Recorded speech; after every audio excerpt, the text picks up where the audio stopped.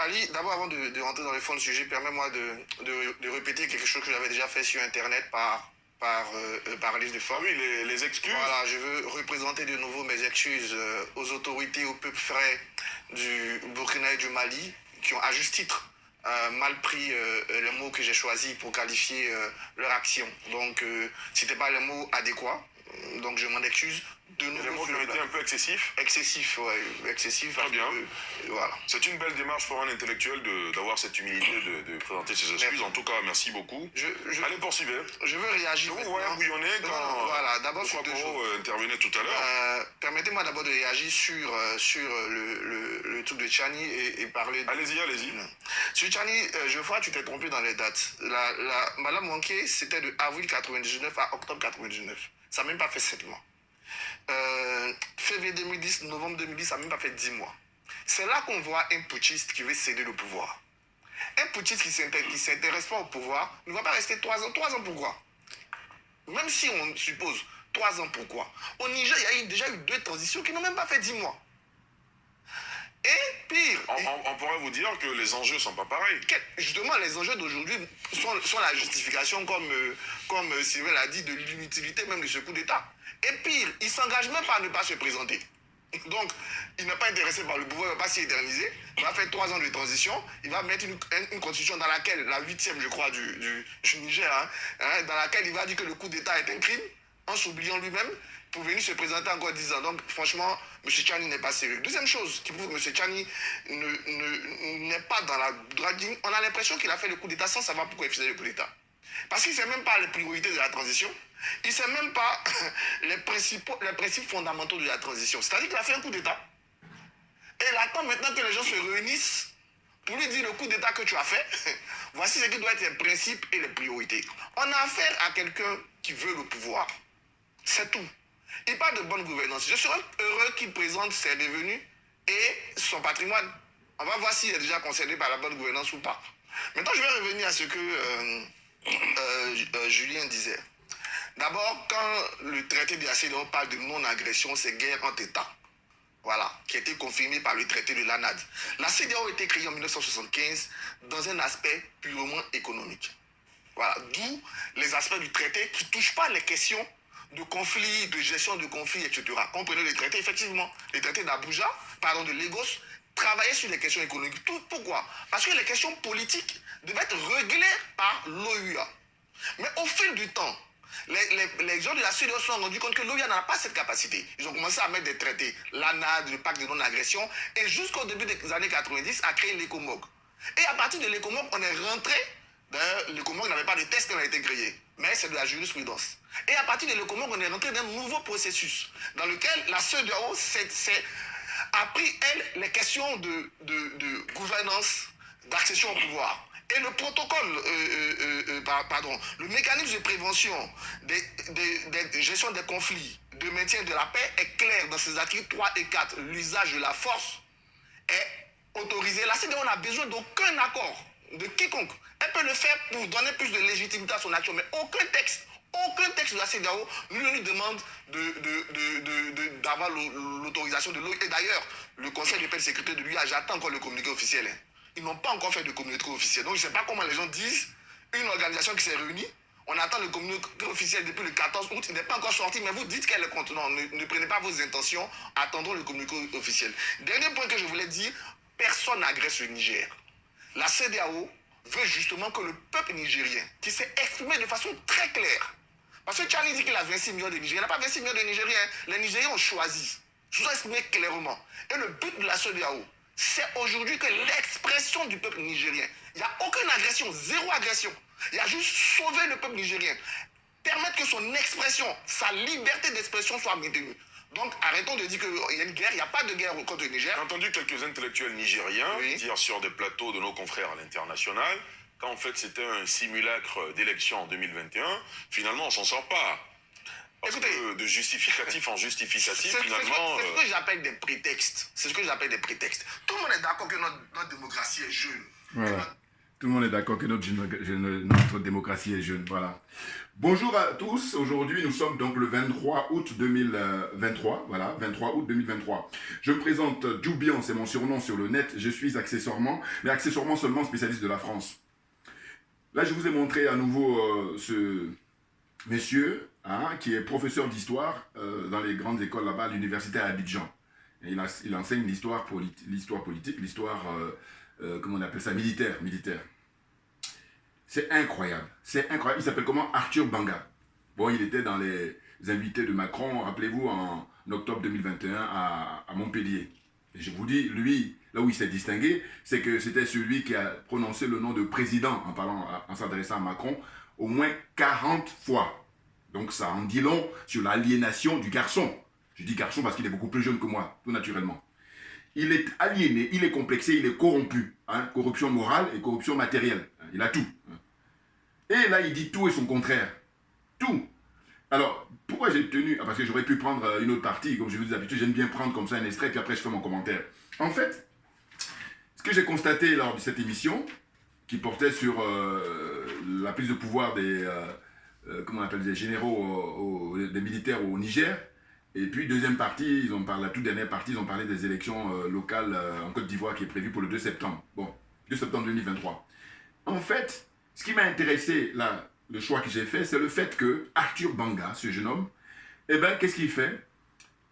Il dit présenter ses excuses. Voilà. Il présente ses excuses aux autorités maliennes et aux autorités du Burkina Faso. Pourquoi? Parce que si vous regardez les images précédentes, c'est-à-dire là où il a participé à ces émissions-là, Ali Diarasouba sur NCI, ça s'appelle NCI, N comme Norbert, C comme Charles, et puis I, voilà, 360. Voilà, c'est comme ça s'appelle l'émission. Donc lui, il est invité très souvent. Bon. Et donc, il faut regarder les émissions passées, quand il y a eu la prise de pouvoir des militaires au Mali et la prise de pouvoir des militaires au Burkina Faso. Il les invective, il les insulte, voilà, il est tranquille. Et là, maintenant, il présente ses excuses. Mais moi, à ce jeu-là, je dis non, c'est trop facile. Pourquoi? Parce que vous allez constater que là, maintenant, regardez comment il se comporte vis-à-vis des dirigeants, des nouveaux dirigeants, les militaires qui vont pris le pouvoir au Niger. Il fait la même chose. Donc, on se demanderait à quoi ça sert de s'excuser. Donc, c'est ainsi que je dis, écoutez, si vous observez bien mes vidéos anciennes, je disais que ces gens-là, le mieux qu'ils auront à faire, c'est de changer de métier le moment venu. Et on n'en a pas pour longtemps. Hein. Pourquoi? Parce que là, ils sont en train de faire n'importe quoi. Quand je dis n'importe quoi, c'est que ils se dévoilent, quoi. C'est-à-dire qu'on voit qu'ils sont à la masse, ils sont à côté de la plaque. Parce que corrompus, parce qu'aliénés, parce que complexés, tout simplement. Hein, ils passent leur temps comme ça à faire le sale boulot pour la France. Parce que quand les Français, les dirigeants français, ils observent ça, je dis, mais écoutez, dans leur canapé, ils sablent le champagne, parce qu'ils disent, on a encore de la marge. Ah oui, parce qu'avec ces négros-là, qui font le boulot pour nous, pourquoi voulez-vous qu'on se préoccupe? Voilà. Alors qu'ils occupent des postes importants, d'influence. C'est ça. Et c'est ainsi que je dis, quand le moment va venir, c'est que quand M. Alassane Dramane Ouattara ne sera plus au pouvoir en Côte d'Ivoire, il faudrait que tout ce monde-là, qui ont écrit des plumes, qui ont travaillé dans les radios, dans la télévision, eh bien, qu'il change de métier. J'insiste là-dessus, c'est très important. Non, parce que sinon, c'est trop facile. Regardez, on n'en est même pas encore là, mais regardez l'attitude de Arthur Banga. Qu'est-ce qu'il fait? Il dit, s'excuse.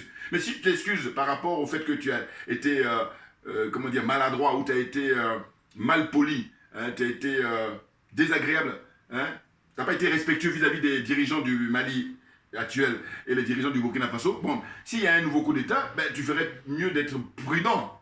Oh là non, il recommence. Donc c'est ainsi que je dis, le fait qu'il recommence, c'est qu'il se moque de nous. Ah non, non, non. Et d'ailleurs, comme je fais jouer mon intelligence, je dis, à mon avis, c'est plutôt les patrons de la chaîne qui lui ont dit, écoute, il va falloir que tu t'excuses parce qu'on a reçu des messages des dirigeants du Mali et du Burkina. Et du coup, il s'est précipité à s'excuser parce qu'il a envie de continuer à passer. Voilà. Vous voyez? Parce que s'il était courageux, s'il était honnête, il a dit non, je ne m'excuse pas. Et puis il assume. Et s'il fait ça, ils vont dire, bon, on ne t'invite plus. Donc voilà. Là, je fais jouer mon intelligence. Hein. Je suis convaincu que je ne me trompe pas du tout. Voilà. Pourquoi? Parce que je dis, regardez, le monsieur il dit s'excuse auprès des colonels au Mali, il s'excuse auprès du capitaine qui a pris le pouvoir au Burkina Faso. Hein? Et puis là, maintenant, avec le général Tchiani, eh ben, il remet ça. Donc je dis, non, c'est pas sérieux. Et je dis, c'est trop facile. Pourquoi? Parce que vous allez voir que dans quelques semaines, il va revenir à la chaîne pour dire qu'il s'excuse sur le fait qu'il n'a pas été respectueux vis-à-vis des dirigeants actuels, le général Tchiani, comment dire ça, du Niger. Il va faire pareil. Donc il faut arrêter à un moment donné. Moi, je me veux être sérieux et que par conséquent, le poste que vous occupez il est tellement important, Dieu se le sait, d'influence. Vous influencez la population. Et vous influencez la jeunesse surtout, hein, dans les voies de garage. Eh oui.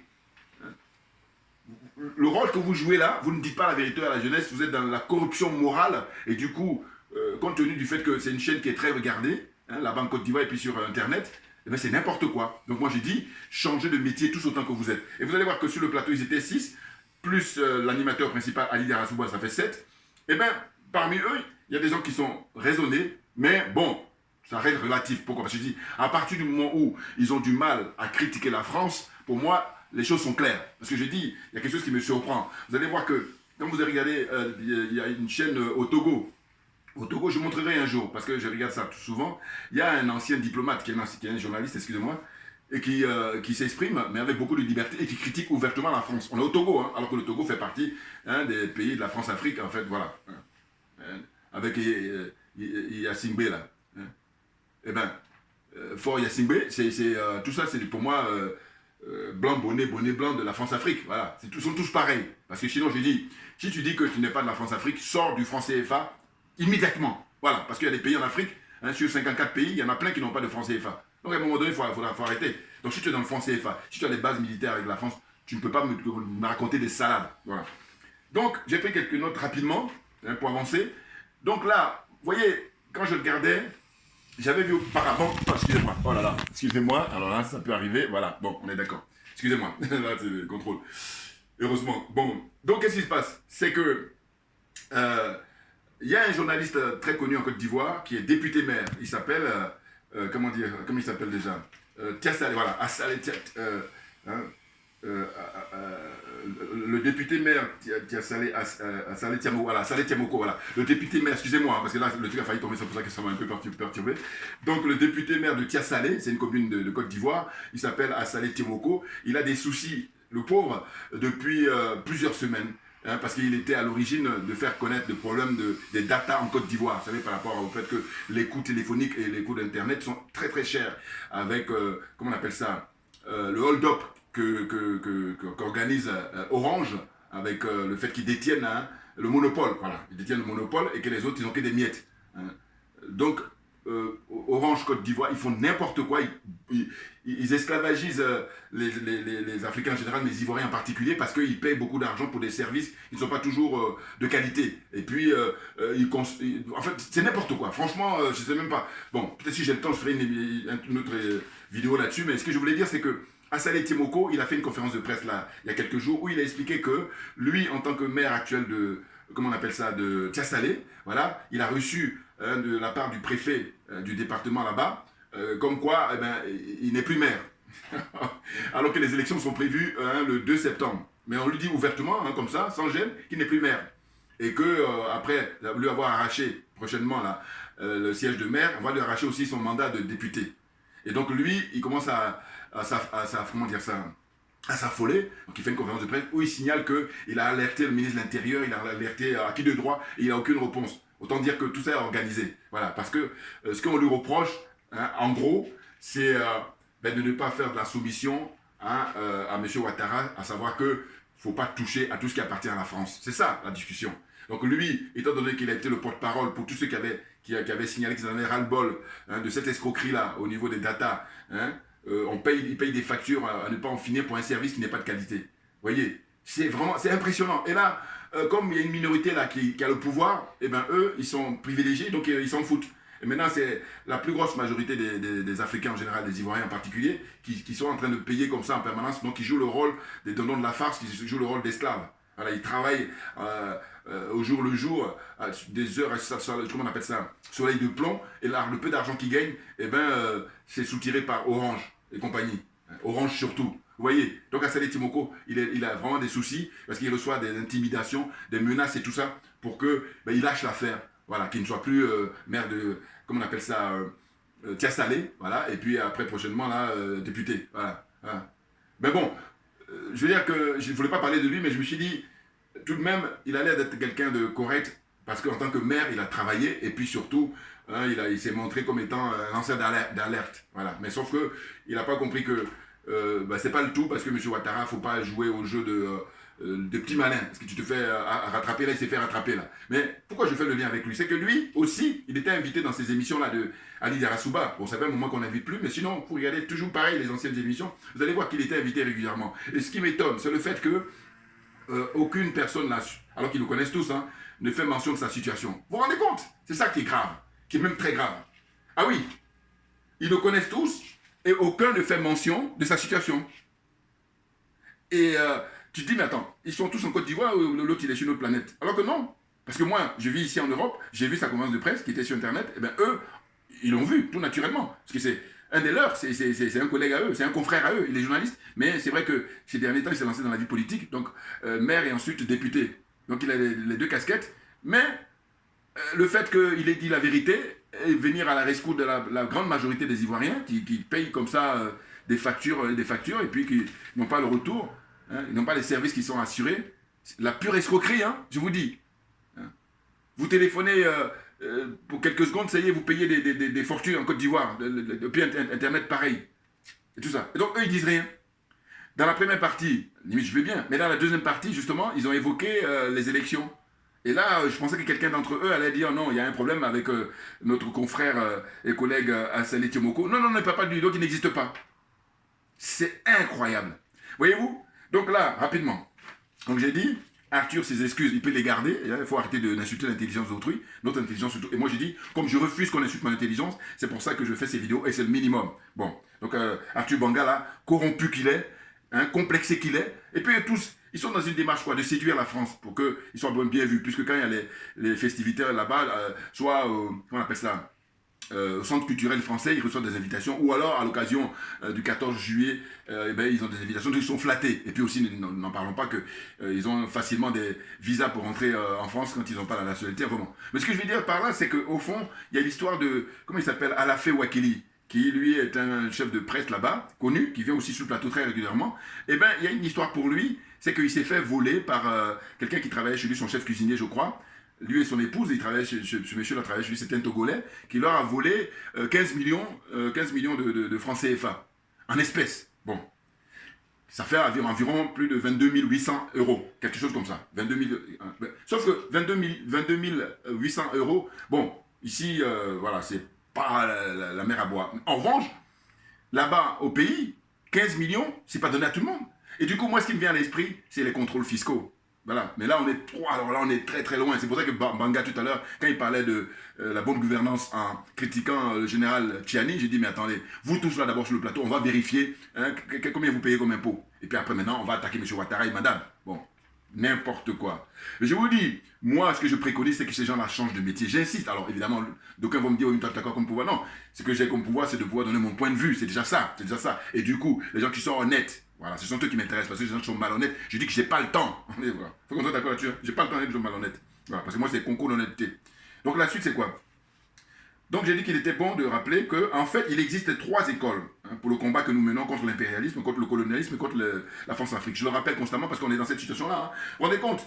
Je vous dis, les Français, les dirigeants français n'ont pas besoin de faire beaucoup d'efforts quand ils voient comme ça l'attitude de ces gens-là. Hein, Wakili, qui est encore pratiquement tous, et puis il y a quelques-uns qui se distinguent là en essayant de retrouver le chemin de la vérité. Mais sinon, la plupart, ils sont dans la connivence, très clairement. Donc Wakili, pareil, hein, on défend la France, et puis qui est encore Arthur Banga, lui n'en parlons pas. Voilà.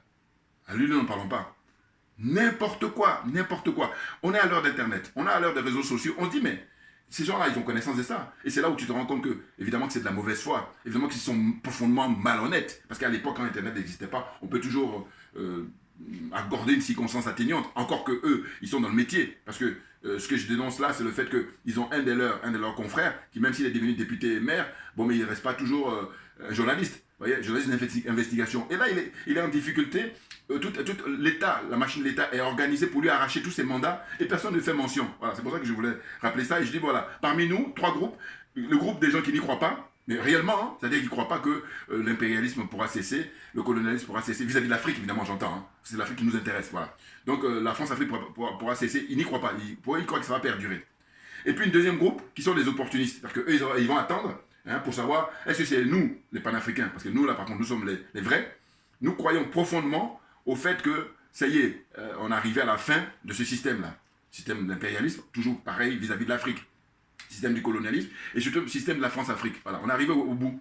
Et du coup, ils sont tous affolés. Parce que regardez, le général Tchiani au Niger, il a fait un discours récemment où il a dit qu'il reste au pouvoir, il va rester au pouvoir, lui et toute son équipe, hein, pendant 3 ans. Voilà. Donc il préconise là 3 ans de transition. Mais les 3 ans, si vous faites bien le calcul, vous allez voir que c'est pour finir le mandat de Bazoum en fait. Et puis après, ce que je suppose qu'il va faire, c'est qu'il va copier sur les colonels au Mali. Parce que les colonels au Mali, quand il va voir les élections là prochainement, hein, au mois de janvier prochain, ou je sais pas, en 2024, eh ben, Assimi Goïta, le colonel Assimi Goïta, son excellence, il va se présenter. Et c'est lui qui va gagner. Haut les mains, tranquille, dans la transparence. Voilà, très clairement. Et donc, voilà, il y a l'exemple du Mali qui vont suivre. Voilà. Et du coup, tous les officiers, enfin, tous les jeunes militaires, là, officiers surtout, hein, voilà, hein, eh ben, il faut prendre le pouvoir et faire l'exemple sur le Mali, sur le Burkina Faso et maintenant sur le Niger. Pourquoi? Parce qu'en fait, ces gens-là, qui sont au service de l'impérialisme, au service du colonialisme et au service de la France-Afrique, eux, ils ne roulent pas pour le peuple. Et ça fait longtemps que ça dure. Regardez là, les jeunes qui quittent l'Afrique, qui meurent dans la Méditerranée. Les exemples sont multiples, mais on prend juste ça. Ou alors les jeunes Africains qui se font humilier, à défaut de se faire tuer, hein, dans les pays du Maghreb. L'Algérie, le Maroc, la Libye, qu'est-ce qu'il y a encore, la Tunisie, voilà. La liste est longue, voilà. La Mauritanie même aussi, voilà. Donc ils souffrent comme ça, aux yeux de tout le monde est témoin, et puis on est en pleine hypocrisie, et puis voilà, n'importe quoi. Donc je disais que nous, qui sommes les panafricains convaincus, nous sommes dans la lignée des pères d'indépendance, très clairement, évidemment. Bon, on continue le combat, hein. Ça, on lâchera rien. Comme j'ai pour habitude de dire à la fin de mes vidéos, je dis souvent qu'on ne lâche rien parce que c'est nous qui avons raison, très clairement. Voilà.